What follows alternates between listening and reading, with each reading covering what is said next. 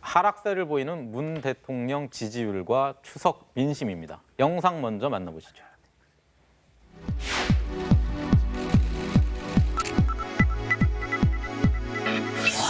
넉 달 동안 꾸준히 50% 정도의 지지율을 유지를 할 수 있는 거죠. 잘해서 지지를 해준다기보다 잘할 때까지 지지해주겠다. 그런 인내가 결부된 지지율이라 할 수 있는 겁니다. 그렇게 우리는 이 문재인 정부와 손을 놓으면 절대 안 되는 것이죠.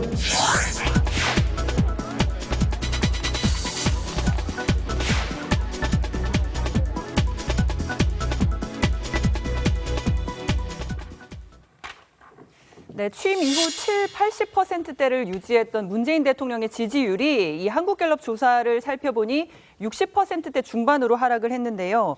지금 이렇게 하락하게 된 요인, 이 네 분의 생각은 어떤지 한 줄 평을 부탁을 드렸습니다. 먼저 서 변호사님 먼저 의견 주실까요? 저는 이게 그 지지율 하락이요. 예. 바로 이게 그 안보 불안, 그다음에 그 적폐청산 혼란, 즉 정치 보복, 그다음에 이거 5대 인사원칙 후퇴, 인사 참사. 이렇게 3대 악재의 필연적인 이게 결과다. 예. 이렇게 보고요. 저는 이게 지금 앞으로도요. 예를 들어 이게 지금과 같은 방식으로는 이게 지지율 하락이 날개 없이 이게 추락할 수밖에 없다. 저는 이렇게 보고 있습니다. 왜냐하면 이게 그 제가 보기 그 결국 이제 그 문재인 대통령 취임사에 보면 항상 이게 빈손으로 취임해서 빈손으로 퇴임하는 대통령이 되겠다. 이렇게 초심으로 돌아가야 되는데 지금 이게 모습이 있잖아요. 아까 이게 제가 반박을 못했는데 그럼 이게 진보 진권 9년 동안 10년 동안 이게 국정원이 아주 깨끗하고 엄지에서 일 잘했는데 갑자기 보수 정권 들어와서 국정원이 공작의 정치의 기관으로 이게 바뀌었습니까? 네. 그건 아니잖아요. 그 조직이나 인원은 그대로 아닙니까? 따라서 이게 무조건 아까도 말했지만 이게 그 제가 보기에 적폐청산을 한다 하면서도 저는 이게 정치 보복 요소가 많기 때문에 이런 부분에 대해서 이게 뭔가 어떤 국정의 대운영 방향이 바뀌게 되고 뭔가 이게 어떤 적폐보다는 협치 또 이게 국민 통합 이런 쪽으로 이게 방향이 바뀌어야만 지지율이 어느 정도 이게 유지내지 이런 식으로 얘기하면 계속 이 급전직하로 떨어질 수밖에 없다. 네. 이렇게 봅니다. 양 변호사님은 이유는 핵이다. 네. 핵. 오전에 이제 마침 미국에서 온 손님들하고 잠깐 시간을 좀 보내다 왔어요. 네. 근데 그분들이 그러더라고요. 주변에 친구들이 한국 들어간다고 그러니까 거기 핵전쟁 날지도 모르는데 그걸 왜 들어가냐 이렇게 걱정들을 많이 하더라는 거예요. 실제로 이 핵이라고 주는 것은 감정적으로 다가오는 느낌이 너무 큽니다. 국민들에게도. 그리고 문재인 대통령의 지지율이 이 상황에도 60%가 나오는 65%가 나오는 게 어쩜 신기하다고 할 정도로까지 사실은 예. 문재인 대통령 지지자들 중에서도 핵은 있어야 된다고 요구하는 분들도 있거든요. 그런 상황이 계속되고 있기 때문에 지금 다른 어떤 안보나 이런 걸 떠나서 굉장히 감성적으로 나올 수밖에 없는 상황이라고 보고요. 아마 이것에 관해서는 다른 부분보다는 이 북핵 문제가 해결이 어떻게 되느냐에 따라서 앞으로 문재인 대통령의 지지율에 큰 변화가 있을 것이고 65%의 지지율이라면 오히려 움직이시기에는 차라리 더 편한 정도의 지지율일 거라고 생각을 해요. 80%는 대통령이 뭔가 일을 하기에도 너무 부담스러울 정도의 높은 지지율이거든요. 사실. 예. 네, 김 교수님 역시 정상화 과정 플러스 북한 도발이다. 네, 죄송하게 두 줄 평을 썼습니다. 아하, 예, 예. 왜냐하면 한 줄로만 쓰기에는 너무나 복합적인 양상이고요. 네. 일단은 대통령 지지율이 이 정도로 내려가는 것은 아주 정상적인 과정입니다. 정상적이다. 네, 임기 초반에 80%대에서 이제 60%대로 온 것 아니겠습니까? 네. 사실은 역대 대통령 누구나 사실 높은 지지율에서 시작하지만 임기를 마칠 때쯤에는 이게 법칙이 있습니다. 대통령 지지율 하락의 법칙이라고 해서요. 이런 하락의 기울기를 그리면서 대통령 지지율은 하락하고요. 네. 대신에 대통령의 국정 능력은 임기가 끝나갈수록 상승한다. 왜냐하면 대통령이 국정에 대한 지식이 늘어가고 국정을 컨트롤하는 능력이 커지기 때문에 반대로 나타납니다. 기울기가. 그런 측면에서 이것은 사실상 예정되어 있는 거고요. 저는 60%대면 지금은 정상적이다. 왜냐하면 이 적폐청산 논란이라든가 정치보복 이런 과정을 통해서 야당과 사실은 일정하게 각이 세워지는 과정이거든요. 그렇다면 지지율은 하락합니다. 예. 거기에 대해서 북한의 도발이 나타나고 있는데요. 이번 여론조사, 갤럽의 여론조사를 본다면 네. 가장 중요한 요인이 역시 북한 변수가 가장 큰 보수 중도층의 이 마음이 변했다라고 나오고 있거든요. 마찬가지로 국민들께서 이런 북한의 도발 또 대외 변수에 대한 상당한 걱정이 있고요. 적폐청산에 대해서도 마찬가지로 생각을 갖고 계신데요. 저는 이런 속에서 적극적으로 껴안고 그동안 했던 소통과 탈권위 행보를 지속해 나간다면 일단은 이런 지지율이 유지될 가능성은 있다. 정말로 문재인 대통령과 집권 여당이 국민을 향해서 그리고 또 야당도 명분을 세워주는 그런 협치에 만들어간다면 일정한 지지율을 통해서 국정의 성공을 이끌 수 있는 가능성은 아직도 상당히 크다. 대신에 지금 잘해야 된다고 봅니다. 네, 예. 장 원장님께서도 역시 불안감 네. 지적을 해주셨네요. 여론조사의 주체는 국민이고 네. 그리고 평가 대상은 정권, 대통령 아니겠습니까? 대통령은 국내의 모든 상황을 하나로 응축해서 국민들이 종합적으로 판단하는 평가 기준이 바로미터가 대통령이기 때문에 대통령의 지지율이 그만큼 중요하고 그만큼 지지율이 떨어진다는 것은 현재 국가적으로 얽힌 여러 가지 큰 사건이라든가 해결해야 될 과제가 엄청나게 많다. 이런 것들이 국민들이 불안스럽게 바라보고 있는 것 아닙니까? 두 가지입니다. 하나는 안보에 대한 불안감이 상당히 크고 앞에서 뭐 다 말씀을 하셨기 때문에 이거에 대해서 우리가 주도적으로 역할을 할 수 있는 부분이 별로 없다. 북미 직접 지금 대결 상황으로 가기 때문에 우리 한국 입장에서 이것을 대통령이 어떻게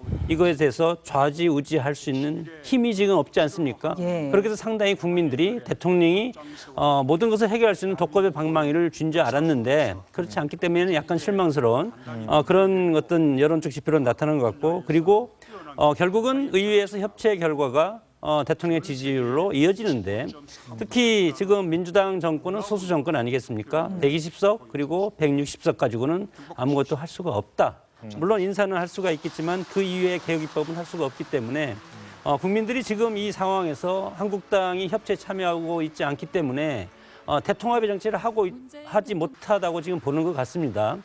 그래서 취임 초기에 이런 국민적 기대감이 상당히 밑으로 떨어지고 80%에서 지금 60%까지 떨어지고 있지 30% 떨어진다는 것은 상당히 큰 폭으로 100일 동안 떨어진 건데 이런 것들이 결국은 대통합의 정치를 외쳤음에도 불구하고 한국당이 여기에서 멀리 떨어져 나갔다. 이런 것들이 국민들한테 상당히 허전한 그런 감정을 지금 가져다 두고 있다고 봅니다. 네. 예. 그런데 이제 문재인 대통령의 지지율을 보면 역대 대통령의 임기 초반 지지율과 비교하면은 꽤 높은 편입니다. 그래서 저희가 지금 예전에 역대 대통령들의 1년 차 3분기 직무수행 평가에 대한 그 긍정과 부정의 지지율을 보여드리고 있는데요. 이 문재인 대통령의 이런 지지율 추이 어떻게 좀 분석을 해볼 수가 있을까요? 일단은 정상적인 과정이다. 아까도 말씀드렸지만 예. 굉장히 높은 지지율로 출발했지만 이 지지율은 계속 유지되기는 어렵습니다. 더군다나 이렇게 여야 간의 갈등이 커지고 과거 정부와의 대립 국면이 이어진다면 쉽지는 않은 거죠. 특히 박근혜 정부에서 있었던 국정농단, 특히 박근혜 최순실 게이트로 인해서 국민들이 지난 정부에 너무 실망했지 않습니까? 네. 거기에 비해서 탈권위 소통의 행보를 보이면서 문재인 대통령이 초반에 지도자의 모습을 보여주면서 국민들의 신뢰를 받았는데요. 그러나 이렇게 여야 간의 대결이 커지고 대외의 변수가 커진다면 더불어서 이제 민생 측면에서 성과를 내지 못한다면 이제는 임기 6개월부터 취임 6개월부터 이제 정부에 대한 평가가 시작될 겁니다. 그러면 지지율은 상당히 하락할 수 있는 그런 국면도 있습니다. 그러나 과거 정부에 비해서는 상당히 높은 거죠. 왜냐하면 노무현 대통령은 임기 초반에 대북 송금 문제라든가 여러 가지 변수가 있었고요. 이명박 대통령은 광우병 관련 집회가 있었지 않습니까? 그렇죠. 초반에 지지율이 20%대로 하락을 했습니다. 예. 굉장히 어려운 국면을 거쳐서 임기가 진행이 됐는데요. 이런 측면에서 지금의 지지율은 상당히 높은 편이면서도 정상화의 길을 가고 있다. 그래서 저는 이 현재의 길들을 잘 이끌어가는 것, 결국은 앞으로 경제 문제가 굉장히 중요하게 이 대두가 될 겁니다. 그렇다면 네. 제대로 된 개혁 입법을 통해서 경제 변수들, 이 어두운 부분들, 암울한 전망을 제거하고 부동산이라든가 이런 부분에서 이제 성과를 내야 될 거고요. 그런 측면에서 국민의 신뢰를 받는다면 상당한 성과를 거둘 수 있을 거다. 대신에 정치 측면에서 이런 여야 대결의 양상들을 어떻게 협치의 국면으로 이끌어갈 것이냐. 그런 정치력이 가장 중요한 변수가 네. 될 겁니다. 그 방금 전에 보신 그 역대 대통령 지지율 그래프를 보면 지금 문 대통령은 사실 집권 1년 차 3분기가 안 됐습니다. 왜냐하면 12월이 돼야 3분기가 됩니다. 이미 예. 취임이 좀 늦었기 때문에. 자, 지지율 추이를 이제 쭉 보셨는데 저희가 쭉 얘기 나온 것 중에 저는 개인적으로 빠진 게 역시 김정은이다. 그렇지 않습니까? 네. 김정은이 계속적으로 도발을 특히나 역대 정권 초기에 비해서 너무나 자주 심하게 도발을 하고 있고 그러다 보니까 사실은 우리 정부가 어떻게 운전자론을 제기했다가 사실은 뭐 지금 제대로 네. 대응을 못하고 있는 상황인 것 같습니다. 어떻게 네. 보십니까? 뭐 현실적인 문제로 북한에서 일관되게 휴전 이후 주장했던 것이 북미 직접 대화 아니겠습니까? 네. 휴전협정의 당사자는 북한과 미국과 중국 3개국이 했기 때문에 우리는 빠져라 이렇게 되고 그리고 휴전을 평화체제로 바꿔서 주한미군을 철수하면 네. 그리고 한반도를 적화시킬 수 있다는 것이 북한의 전략이고 네. 그 반면에 우리가 핵무기를 준비했다가 핵을 포기하고 북한은 우리가 핵을 포기한 시점부터 핵을 준비해서 오늘날 ICBM에 탑재할 수 있는 핵 그리고 수송탄까지 지금 할 수 있다는 것 아니겠습니까? 그리고 지금 현재 문재인 정권이 상당히 어려운 것이 물론 여기에 주도적 역할을 할 수 있다 없다 그것을 떠나서 문재인 정권 앞으로 남은 앞으로 4년 동안 북한이 정말로 핵 보유국으로 인정 여부가 이 정권에서 이루어진다는 겁니다. 이렇게 이루어졌을 때 과연 그러면 국민의 현재 어떤 문재인 정부에 대해서 상당히 왜 북한 핵을 못 막았냐. 네. 그것이 대통령은 그런 자리 아닙니까? 네. 대통령으로서는 할 수 없는 지위에 있음에도 불구하고 국민들은 결국은 대통령을 지적할 수밖에 없지 않겠습니까? 이런 것들이 상당히 어렵다. 이런 주도적 역할을 할 수 없는 상황이고 그럼에도 불구하고 그 책임은 오롯이 현재 대통령이 져야 된다는 것이 네. 우리 제왕적 대통령제의 약점입니다. 그렇기 네. 때문에 점점 더 북한이 핵 개발이라든가 미사일 개발을 포기할 가능성은 저는 전혀 없다고 봅니다. 네. 이런 것이 점점 더 수위를 높여야 할 가능성이 상당히 큰데 네. 네. 이런 상황에서 점점 더 지지율은 하락할 가능성이 크다고 봅니다. 네, 양 변호사님 앞으로가 이제 관심입니다. 네. 이런 하락 추세가 시작이 되면 계속 떨어질 건지. 저는 지금이 가장 고조가 돼 있는 상황이라고 봐요. 물론 이제 북핵 문제 해결을 위해서 여러 가지 조치들도 취해지고 있고 국제사회에서 공조도 있고 그다음에 트럼프 대통령이 뭐 순방을 시작을 한다는 얘기 있고 북한에서도 이제 러시아 쪽을 찾아가기도 했고 그 북한, 미국 쪽의 고위 관계자들과 비공식 접촉도 하고 있다. 이 고비가 어떻게 풀리냐가 가장 중요한 키가 될 텐데 근데 한 가지 재미있는 부분은 좀 반대 현상. 그러니까 문재인 대통령의 과거와의 정권들과의 차이점은 뭐냐면 대표적인 게 그때 옛날에 박 전 대통령 때만 해도 그 대척점에 야권이 있었어요. 그러니까 이쪽이 지지가 올라가고 이쪽이 그만큼 내려가고 이런 어떤 대응 비례 현상이 있었는데 지금의 상황은 만약에 보수 야권이 나선다면 뭐가 달라졌을까? 누구도 거기에 답을 못 찾을 겁니다 아마. 그러니까 극단적으로 홍준표 대표가 지금의 만약에 혹시 대통령이었다면 뭔가 상황이 크게 달라졌을까? 예. 그런 게 안 보인다는 거예요. 그 자유한국당에 대한 지지 이런 것들이 올라가지 않는다는 것이 있기 때문에 네. 윤 대통령의 지지율이 떨어지는 거 크게 의미가 지금으로서는 없다고 봅니다. 예, 알겠습니다. 다음 주제를 살펴보기 전에요. 이 트럼프 대통령이 11월 한중일 순방에 나섭니다. 관련 기사 보시고 이야기 나눠가겠습니다. 도널드 트럼프 대통령이 11월 3일부터 14일까지 우리나라를 비롯해 일본, 중국 등 아시아 5개 나라를 순방할 계획입니다. 지난 1월 취임한 트럼프가 아시아 국가 순방에 나선 건 이번이 처음. 백악관은 북한의 위협에 맞서는 국제적 결의를 강화하고 되돌릴 수 없는 한반도 비핵화를 보장하기 위한 것이라고 순방 목적을 밝혔습니다. 최근 북한 6차 핵실험과 ICBM 발사 시험, 트럼프의 완전 파괴 발언 등 전례 없는 위협이 오간 것을 봤을 때 이번 순방은 북핵 위기에 중대 고비가 될 것이란 전망입니다. 워싱턴 포스트는 미국 정부가 군사 옵션을 생각한다면 핵전쟁이 일어나는 곳에 트럼프가 시진핑을 만나러 갈 이유가 없다며 전쟁 가능성이 희박해 보인다고 전했습니다. 한편 최선희 북한 외무성 북미 국장이 러시아를 방문해 외무부 특임대사와 회담한 사실이 알려졌습니다. 이번 회담은 러시아의 초청으로 이뤄졌습니다. NHK는 러시아가 북한에 대한 영향력이 있음을 국제사회에 어필하고 북한은 러시아에 접근하면서 대북 압박 수위를 높이는 트럼프 정권을 견제하려는데 만남의 목적이 있다고 보도했습니다. TV조선 이미지입니다. 네, 보신 것처럼 트럼프 대통령이 우리나라를 비롯해서 아시아 5개 나라를 순방을 합니다. 서 변호사님 어떤 의미가 있을까요? 좀 북한 문제 해결 방안도 찾을 수 있을까요? 그렇죠. 최근에 왜 문정인 특보가요. 예를 들어 평화를 위해서라면 한미동맹 등에 포기할 수 있다. 이런 발언을 했는데 저는 전혀 동의 안 합니다. 제가 보기에 한미동맹은요. 바로 종이 위에 그냥 그어진 이런 문서가 아닙니다.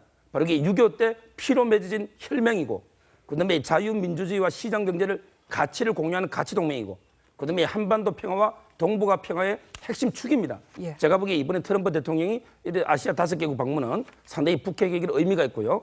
앞으로 좀 일관되게 한미동맹의 근본 우리 방어의 근본 선임을 깨닫고 뭔가 일관된 저희 자세도 필요하다 이렇게 봅니다. 네, 김 교수님, 트럼프 대통령이 중국을 방문하면 당연히 중국의 협조, 뭐 세컨더리 보이콧 얘기도 나오고 상당히 북한을 너네가 압박을 해야 북한의 도발을 자제시킬 수 있다.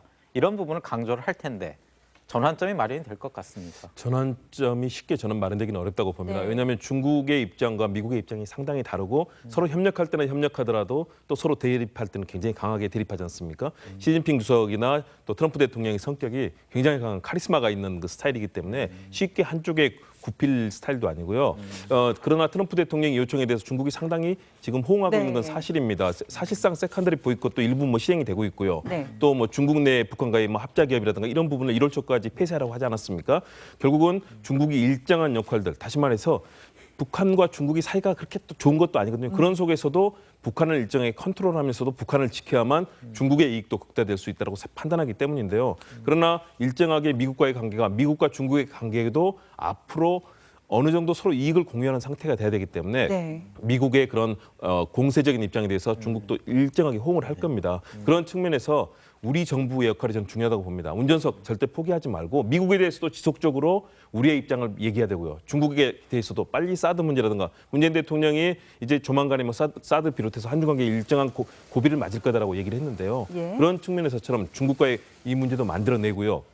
또 북한도 결국은 어쩔 수 없이 우리와의 대화에 나설 수 없게끔 만드는 강한 제재와 압박과 또 대화의 이런 여러 가지 흐름들을 만들어가면서 우리 정부가 제 역할을 해낸다면 저는 미국도 중국도 우리 결국 한반도에 손을 들어줄 수밖에 없는 상황을 만들 수 있지 않을까. 우리 국민들이 좀 그런 기대도 갖고 있는 거를 잘 좀 부응해서 했으면 합니다. 네, 지금 시간이 한 2분 정도 남았습니다. 좀 장 원장님하고 양 변호사님께 딱 1분씩만 듣겠습니다. 자, 지금 이런 와중에 북미 간에 서로 어떤 접촉이 있는 것 아니냐. 뭐 리포트에도 나왔습니다만 최선희 북미 국장, 그다음에 트럼프 대통령은 뭐 로켓맨이 그게 모욕이 아니다. 뭐 이런 얘기도 했습니다. 어떻게 보십니까? 뭐 그것은 프로파간다 정치 선전의 일환이고 서로 손자병법에도 그런 것이 있지 않습니까? 전쟁에서는 반드시 이겨야 되는데 이기는 것 중에 제일 좋은 것이 싸우지 않고 이기는 것이다.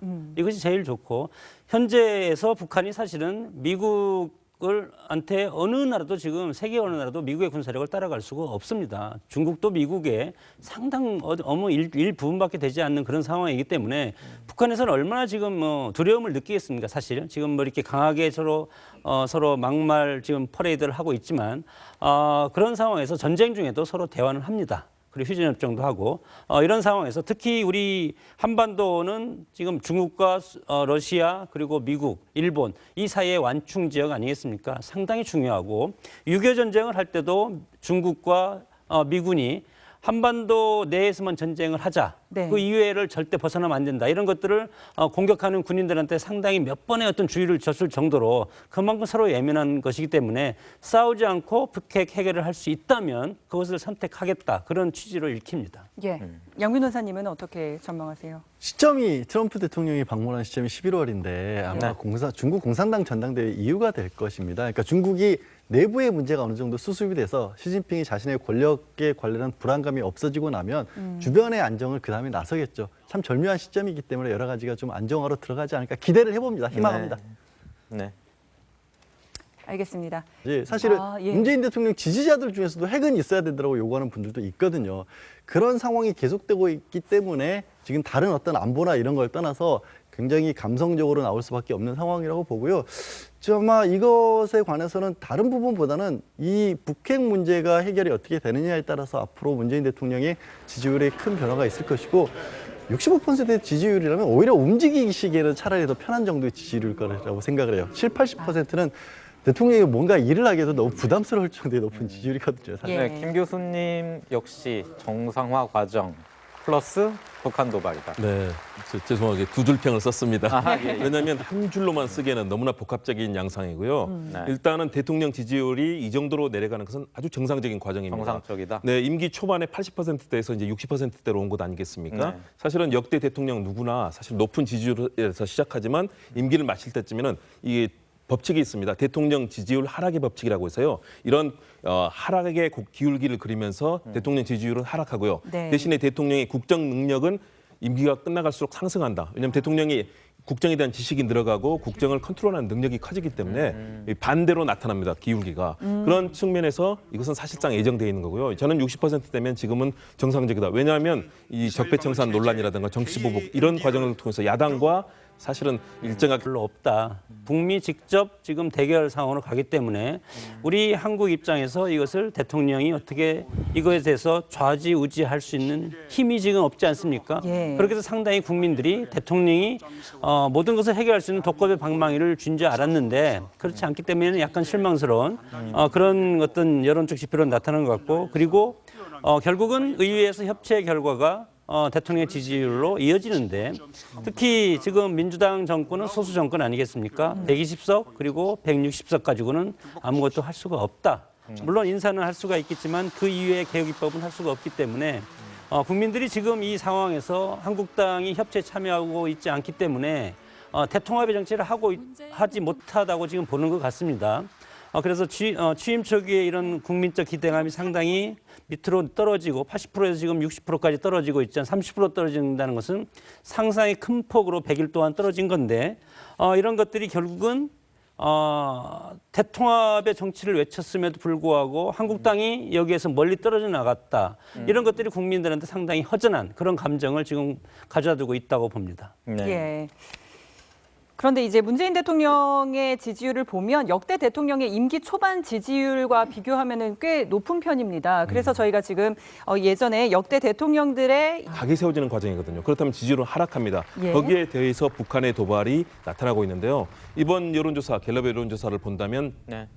가장 중요한 요인이 역시 북한 변수가 가장 큰 보수 중도층의 이 마음이 변했다라고 나오고 있거든요. 마찬가지로 국민들께서 이런 북한의 도발 또 대외 변수에 대한 상당한 걱정이 있고요. 적폐청산에 대해서도 마찬가지로 생각을 갖고 계신데요. 저는 이런 속에서 적극적으로 껴안고 그동안 했던 소통과 탈권위 행보를 지속해 나간다면 일단 이런 지지율이 유지될 가능성은 있다.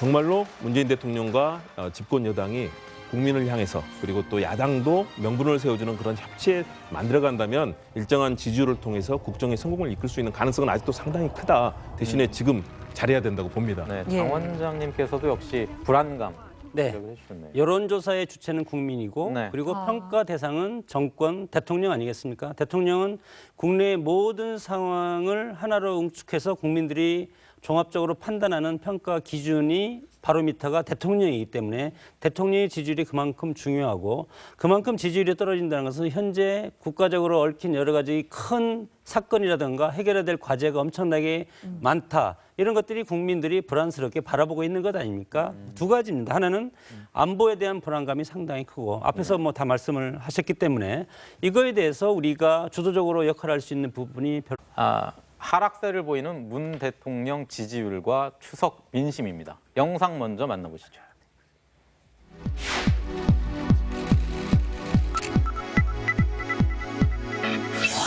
넉 달 동안 꾸준히 50% 정도의 지지율을 유지를 할 수 있는 거죠.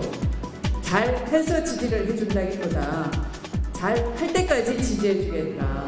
그런 인내가 결부된 지지율이라 할 수 있는 겁니다. 그렇게 우리는 이 문재인 정부와 손을 놓으면 절대 안 되는 것이죠.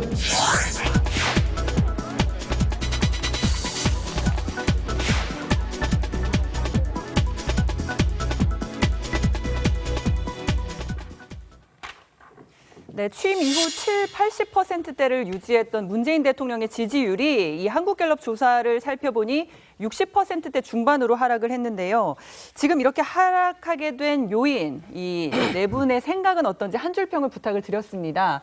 먼저 서 변호사님 먼저 의견 주실까요? 저는 이게 그 지지율 하락이요. 예. 바로 이게 그 안보 불안, 그다음에 그 적폐청산 혼란, 즉 정치 보복, 그다음에 이거 5대 인사 원칙 후퇴, 인사 참사. 이렇게 3대 악재 필연적인 이게 결과다. 예. 이렇게 보고요. 저는 이게 지금 앞으로도요. 예를 들어 이게 지금과 같은 방식으로는 이게 지지율 하락이 날개 없이 이게 추락할 수밖에 없다. 저는 이렇게 보고 있습니다. 왜냐하면 이게 제가 보기 결국 이제 문재인 대통령 취임사에 보면 항상 이게 빈손으로 취임해서 빈손으로 퇴임하는 대통령이 되겠다. 이렇게 초심으로 돌아가야 되는데 지금 이게 모습이 있잖아요. 아까 이게 제가 반박을 못했는데 그럼 이게 진보 진권 9년 동안 10년 동안 이게 국정원이 아주 깨끗하고 음지에서 일 잘했는데 갑자기 보수 정권 들어와서 국정원이 공작의 정치의 기관으로 이게 바뀌었습니까? 네. 그건 아니잖아요. 그 조직이나 인원은 그대로 아닙니까? 따라서 이게 무조건 아까도 말했지만 이게 그 제가 보기에 적폐청산을 한다 하면서도 저는 이게 정치 보복 요소가 많기 때문에 이런 부분에 대해서 이게 뭔가 어떤 국정의 대우 운영 방향이 바뀌게 되고 뭔가 이게 어떤 적폐보다는 협치 또 이게 국민 통합 이런 쪽으로 이게 방향이 바뀌어야만 지지율이 어느 정도 이게 유지되지 이런 식으로 가면 계속 이 급전직하로 떨어질 수밖에 없다. 네. 이렇게 봅니다. 양배선 여사님은 이유는 핵이다. 네. 핵. 오전에 이제 마침 미국에서 온 손님들하고 잠깐 시간을 좀 보내다 왔어요. 네. 근데 그분들이 그러더라고요. 아우, 주변에 친구들이 한국 들어간다고 그러니까 거기 핵전쟁 날지도 모르는데 그걸 왜 들어가냐 이렇게 걱정들을 많이 하더라는 거예요. 실제로 이 핵이라고 주는 것은 감정적으로 다가오는 느낌이 너무 큽니다. 국민들에게도. 그리고 문재인 대통령의 지지율이 이 상황에도 60%가 나오는 65%가 나오는 게 어쩜 신기하다고 할 정도로까지